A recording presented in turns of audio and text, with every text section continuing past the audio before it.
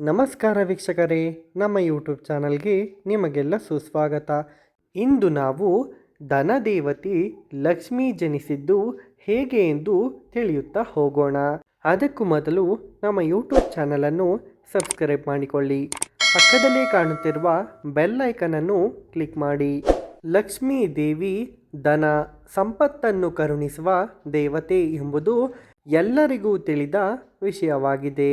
ಆದರೆ ಸಾಮಾನ್ಯವಾಗಿ ಎಷ್ಟೋ ಜನರಿಗೆ ಲಕ್ಷ್ಮೀ ದೇವಿಯ ಜನನದ ಹಿಂದಿನ ರಹಸ್ಯವನ್ನು ತಿಳಿದುಕೊಳ್ಳಲು ಸಾಧ್ಯವಾಗಿಲ್ಲ.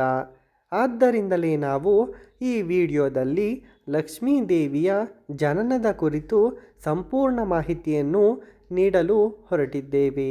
ನಮ್ಮ ಹಿಂದೂ ಧರ್ಮದಲ್ಲಿ ಲಕ್ಷ್ಮೀ ದೇವಿಯನ್ನು ಸಂಪತ್ತು ಮತ್ತು ಸಮೃದ್ಧಿಯ ದೇವತೆ ಎಂದು ಪರಿಗಣಿಸಲಾಗುತ್ತದೆ. ಪುರಾಣಗಳ ಪ್ರಕಾರ ಲಕ್ಷ್ಮೀ ದೇವಿಯು ಸಮುದ್ರ ಮಂಥನದ ಸಮಯದಲ್ಲಿ ಕಾಣಿಸಿಕೊಂಡಳು ಎಂದು ಹೇಳಲಾಗುತ್ತದೆ. ಇದಾದ ನಂತರವೇ ಲಕ್ಷ್ಮೀ ದೇವಿಯು ನಾರಾಯಣನನ್ನು ವಿವಾಹವಾದಳು ಎಂದು ಹೇಳಲಾಗುತ್ತದೆ. ಲಕ್ಷ್ಮೀ ದೇವಿಯ ಜನ್ಮಕಥೆಯು ತುಂಬ ಆಸಕ್ತಿದಾಯವಾಗಿದೆ. ಅವರು ಸಮುದ್ರ ಮಂಥನದ ಸಮಯದಲ್ಲಿ ಜನಿಸಿದರು ಎಂದು ಕೆಲವರಿಗೆ ತಿಳಿದಿದೆ. ಲಕ್ಷ್ಮೀ ದೇವಿಯು ಸಮುದ್ರ ಮಂಥನ ಸಮಯದಲ್ಲಿ ಹೇಗೆ ಜನಿಸಿದಳು, ಇದರ ಹಿಂದಿನ ರಹಸ್ಯವೇನು ಎಂಬುದನ್ನು ನಾವೀಗ ತಿಳಿಯೋಣ. ಇಂದ್ರದೇವನಿಗೆ ದುರ್ವಾಸರ ಶಾಪ. ದುರ್ವಾಸ ಋಷಿ ಶಿವನ ದರ್ಶನ ಪಡೆದು ಕೈಲಾಸ ಪರ್ವತದಿಂದ ಹಿಂತಿರುಗುತ್ತಿದ್ದ ಸಮಯ. ಆ ವೇಳೆ ಭಗವಾನ್ ಶಿವನು ಅವರಿಗೆ ದೈವಿಕ ಮಾಲೆಯನ್ನು ಉಡುಗೊರೆಯಾಗಿ ನೀಡಿದ್ದರು. ಹಿಂದಿರುಗುವಾಗ ದುರ್ವಾಸ ಮುನಿಗಳು ದೇವತೆಗಳ ರಾಜನಾದ ಇಂದ್ರದೇವನಿಗೆ ಎದುರಾಗುತ್ತಾರೆ. ಆಗ ದುರ್ವಾಸ ಮುನಿಗಳು ಶಿವನು ಕೊಟ್ಟ ಮಾಲೆಯನ್ನು ಇಂದ್ರದೇವನ ಕೈಗೆ ನೀಡುತ್ತಾರೆ. ಇಂದ್ರದೇವನು ಆ ಮಾಲೆಯನ್ನು ಗೌರವದಿಂದ ಸ್ವೀಕರಿಸಿದರು ಮತ್ತು ಆ ಮಾಲೆಯ ಬಗ್ಗೆ ಗೌರವವನ್ನು ಸೂಚಿಸಿದರು. ನಂತರ ಇಂದ್ರದೇವನು ಆ ದೈವಿಕ ಮಾಲೆಯನ್ನು ತನ್ನ ಆನೆ ಐರಾವತನ ತಲೆಯ ಮೇಲೆ ಹಾಕಿದನು. ಆಗ ಐರಾವತ ಆನೆಯು ಆ ಮಾಲೆಯನ್ನು ಮುರಿದು ಎಸೆಯಿತು. ಇದರಿಂದ ಕೋಪಗೊಂಡ ದುರ್ವಾಸ ಮುನಿಯು ಇಂದ್ರದೇವನಿಗೆ, ನಿನ್ನ ಸಮೃದ್ಧಿ ಸಂಪತ್ತು ಆದಷ್ಟು ಬೇಗ ನಾಶವಾಗಲಿ, ಲಕ್ಷ್ಮೀ ದೇವಿಯು ನಿನ್ನಿಂದ ದೂರಾಗಲಿ ಎಂದು ಶಾಪವನ್ನು ನೀಡುತ್ತಾರೆ. ದೇವಲೋಕವನ್ನು ತೊರೆದ ಲಕ್ಷ್ಮೀ ದೇವಿ. ದುರ್ವಾಸ ಮುನಿಗಳ ಶಾಪದಿಂದಾಗಿ ಲಕ್ಷ್ಮೀ ದೇವಿಯು ದೇವಲೋಕದಿಂದ ಮರೆಯಾಗುತ್ತಾಳೆ.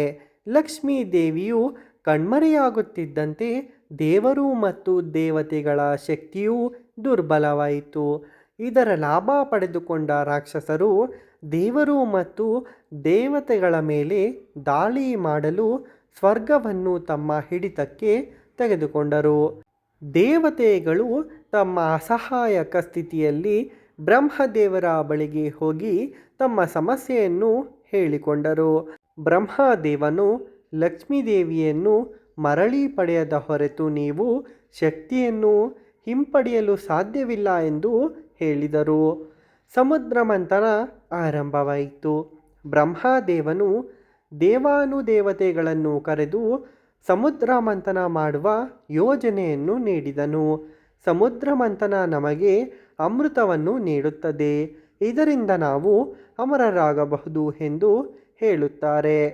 ಇದಕ್ಕೆ ಒಪ್ಪಿದ ದೇವರುಗಳು ಮತ್ತು ದೇವತೆಗಳು ಹಾಗೂ ರಾಕ್ಷಸರು ಒಟ್ಟಿಗೆ ಸಮುದ್ರ ಮಂಥನ ಮಾಡಲು ನಿರ್ಧರಿಸುತ್ತಾರೆ. ವಾಸುಕಿ ನಾಗನನ್ನು ಹಗ್ಗವಾಗಿ ಬಳಸಿಕೊಂಡು ಮಂದರಾಚಲ ಪರ್ವತವನ್ನು ಮಥಿಸಲು ಪ್ರಾರಂಭಿಸುತ್ತಾರೆ.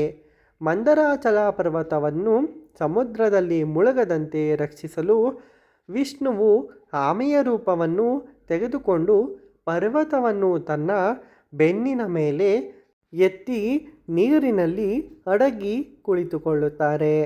ಸಮುದ್ರ ಮಂಥನದ ವೇಳೆ ಚಂದ್ರ, ಕಾಮಧೇನು, ಐರಾವತ ಆನೆ, ಕೊನೆಗೆ ಅಮೃತ ಸೇರಿದಂತೆ ನಾನಾ ದಿವ್ಯ ದ್ರವ್ಯಗಳು ಕಾಣಿಸಿಕೊಂಡವು. ಆದರೆ ಈ ಮಂಥನದಿಂದ ಲಕ್ಷ್ಮೀ ದೇವಿಯು ಕಾಣಿಸಿಕೊಂಡಳು. ಅವಳ ಸೌಂದರ್ಯವು ವಿಶಿಷ್ಟವಾಗಿತ್ತು ಮತ್ತು ಅವಳು ತನ್ನ ದಿವ್ಯವಾದ ಆಕರ್ಷಣೆಯ ಮೂಲಕ ಎಲ್ಲರನ್ನೂ ಮಂತ್ರಮುಗ್ಧಗೊಳಿಸಿದಳು. ಲಕ್ಷ್ಮೀದೇವಿಯು ವಿಷ್ಣುವನ್ನು ನೋಡಿದಳು ಮತ್ತು ಅವನ ದೈವಿಕ ರೂಪದಿಂದ ಪ್ರಭಾವಿತಳಾದಳು ಮತ್ತು ಅವನನ್ನು ತನ್ನ ಪತಿಯಾಗಿ ಆರಿಸಿಕೊಂಡಳು. ಅವಳು ತನ್ನ ಕೈಯಿಂದಲೇ ವಿಷ್ಣುವಿಗೆ ಮಾಲೆ ಹಾಕಿ ವಿವಾಹಿತವಾದಳು. ಲಕ್ಷ್ಮೀ ಪದದ ಅರ್ಥವೇನು? ಲಕ್ಷ್ಮೀ ದೇವಿಯನ್ನು ಅದೃಷ್ಟವನ್ನು ಕರುಣಿಸುವ ದೇವತೆಯಾಗಿ ಪೂಜಿಸಲಾಗುತ್ತದೆ. ಲಕ್ಷ್ಮಿ ಎಂಬ ಪದವು ಸಂಸ್ಕೃತ ಪದ ಲಕ್ಷ್ಯದಿಂದ ಬಂದಿದೆ. ಇದರರ್ಥ ಲಕ್ಷ್ಮೀ ದೇವಿಯು ಸಂಪತ್ತು ಮತ್ತು ಸಮೃದ್ಧಿಯ ದೇವತೆ.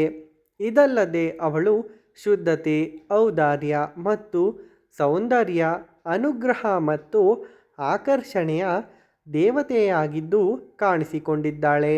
ಲಕ್ಷ್ಮೀ ದೇವಿಯ ಆರಾಧನೆಯು ಪ್ರಾಚೀನ ಕಾಲದಿಂದಲೂ ಭಾರತೀಯ ಸಂಪ್ರದಾಯದ ಒಂದು ಭಾಗವಾಗಿದೆ. ಲಕ್ಷ್ಮೀ ದೇವತೆಯನ್ನು ತಾಯಿಯಂತೆ ಪರಿಗಣಿಸಲಾಗುತ್ತದೆ. ಆದ್ದರಿಂದ ಅವಳನ್ನು ದೇವಿ ಬದಲಿಗೆ ಮಾತಾ ಎಂದು ಕೂಡ ಕರೆಯಲಾಗುತ್ತದೆ. ನೋಡಿದರಲ್ಲ ವೀಕ್ಷಕರೇ, ಲಕ್ಷ್ಮೀ ದೇವಿಯ ಜನನ ಹೇಗಾಯಿತು ಎಂಬುದರ ಸಂಪೂರ್ಣ ಮಾಹಿತಿ. ಈ ವಿಡಿಯೋ ಇಷ್ಟವಾದಲ್ಲಿ ನಮ್ಮ ಯೂಟ್ಯೂಬ್ ಚಾನಲನ್ನು ಸಬ್ಸ್ಕ್ರೈಬ್ ಮಾಡಿ, ಹಾಗೆಯೇ ಈ ವಿಡಿಯೋಗೆ ಒಂದು ಲೈಕ್ ಮಾಡಿ ಮತ್ತು ಈ ವಿಡಿಯೋವನ್ನು ನಿಮ್ಮ ಸ್ನೇಹಿತರೊಂದಿಗೆ ಹಂಚಿಕೊಳ್ಳಿ. ವಿಡಿಯೋ ನೋಡಿದ್ದಕ್ಕಾಗಿ ಧನ್ಯವಾದಗಳು. Thanks for watching.